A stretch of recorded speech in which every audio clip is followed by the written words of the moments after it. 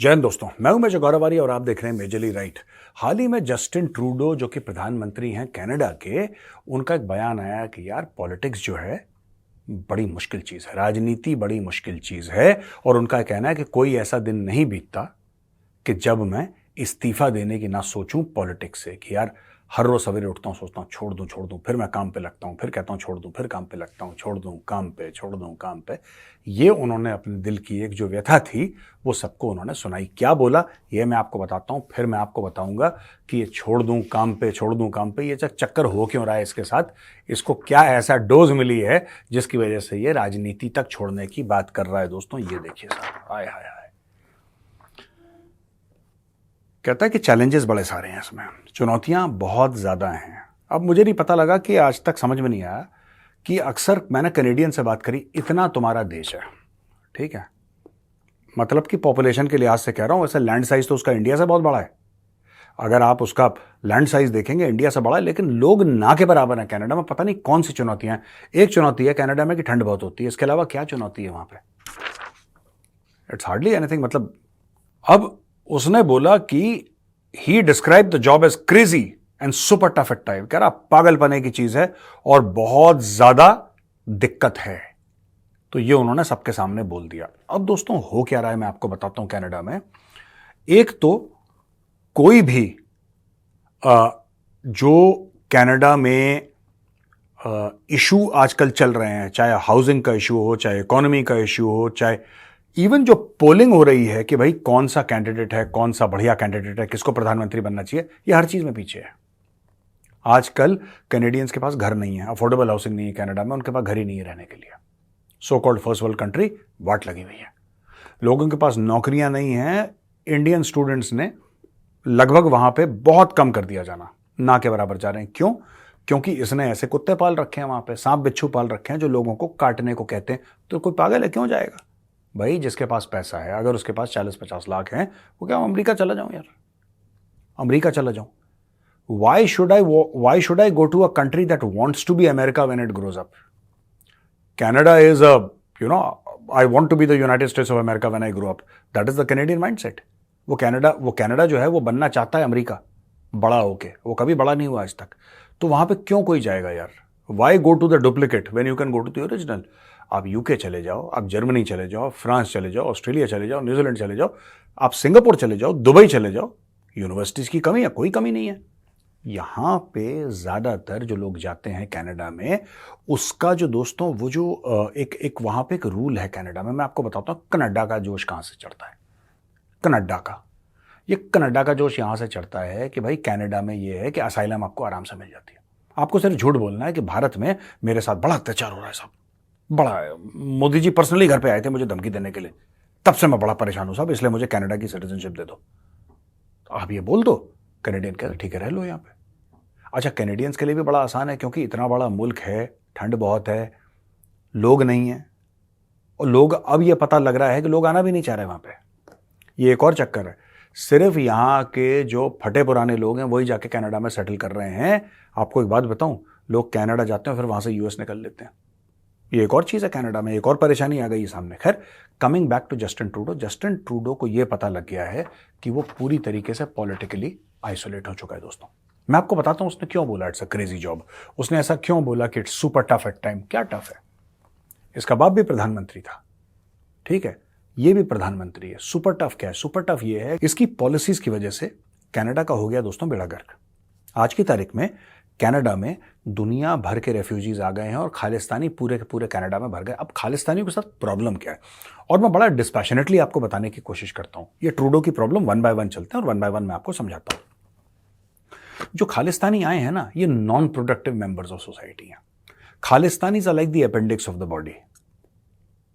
It's a vestigial organ. आप निकाल दोगे तो कोई फर्क नहीं पड़ेगा आपको ना, आप अगर उसको हटा भी दोगे तो उससे कोई फर्क नहीं पड़ेगा। They are like the appendix of the body, they don't matter. लेकिन खालिस्तानियों के साथ एक और प्रॉब्लम है कि वो जिस माशरे में रहते हैं, जिस समाज में रहते हैं, वहां पे गंद मचाते हैं। तो ये गंद तो भारत से लेकर गए हैं। ये जो गंद है ये भारत से लेकर गए, दिस रबिश जो लेकर गए हैं भारत से कि भारत ने हमें हमारे साथ गलत कराई, ये सब अपनी कहानियां सुनाते हैं। और वहां पे रह के ये भारत में कौन से टॉप क्लास के डॉक्टर या इंजीनियर थे जो वहां पे टॉप क्लास की डॉक्टर या इंजीनियरिंग करेंगे? ये तो यहां पे भी क्रिमिनल थे, वहां पे भी क्रिमिनल है। तो एक तो कनाडा में जो गोरा है या जो शरीफ कैनेडियंस हैं, उन लोगों ने हाथ जोड़ लिया, बोला भाईजान अब बाहर से लोग मत आओ यार, लाओ प्लीज, इनको ये आना जाना बंद करो यार, ये बहुत ज्यादा हो गया है। And more than 60% Canadians have now come out and said that we don't like immigrants, we don't want immigrants. हमारे देश में ये बाहर का कूड़ा करकट, right, this the bottom rung of human society, इसको मत लाओ यार, स्पेशली द खालिस्तानीज ना, इनको मत लाओ, ये लोग किसी काम के नहीं है, वहां पे क्राइम बढ़ाते हैं, क्रिमिनल्स हैं, ड्रग्स का काम करते हैं, हथियारों का। आखिर खालिस्तानी करेगा क्या? जो खालिस्तान में जो बंदा भिंडरावाले की फोटो लगाता है, आप मान के चलिए he has got no skills in life. जिसने भिंडरावाले की फोटो लगाई है उसके कोई स्किल्स नहीं है लाइफ में, उसका कोई क्वालिफिकेशन नहीं है, वो दिमाग से पैदल है, ठीक है ना। तो ये जो खालिस्तानी करते हैं कि हमने ये कर दिया, निज्जर को बोल दिया कि वो शहीद है, ये सब, ये क्या है कि कनाडा की रेपुटेशन बिगाड़ रहे हैं।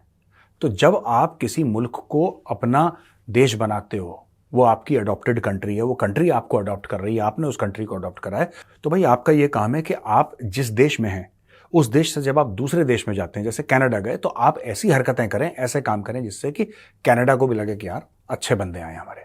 ये तो वही चीज हो गई कि आपके घर में गेस्ट आए, राइट, किसी ने बोला कि साहब मैं बड़ा परेशान हूं, मैं आपके घर में 4 दिन रहना चाहता हूं, आप मुझे कमरा दे दीजिए। आपने बोला ठीक है, आपके दिल में दया आ गई, वो निकला शराबी, वो रोज शराब पी के दंगा कर रहा है, सबको गाली गलौज कर रहा है, लड़ रहा है, आप ही के घर में रहता है, आप ही के घर से चोरी कर रहा है, तो आप बोलेंगे ना आपसे गलती हो गई है।